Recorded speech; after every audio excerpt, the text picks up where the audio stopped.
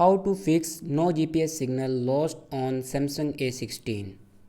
So let's start the video. First of all, open settings.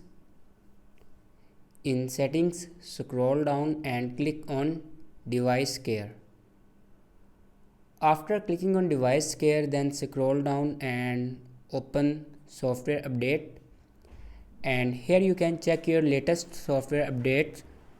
If it doesn't update your latest software, then update it to latest software. And after updating the latest software, then go back and click on general management,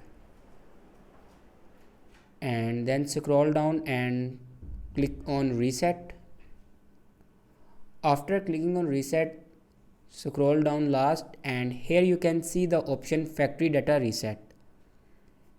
Now click on it and then scroll down and click on reset. After click on reset, it will be factory data reset. So this is the way to fix your problem. Thanks for watching.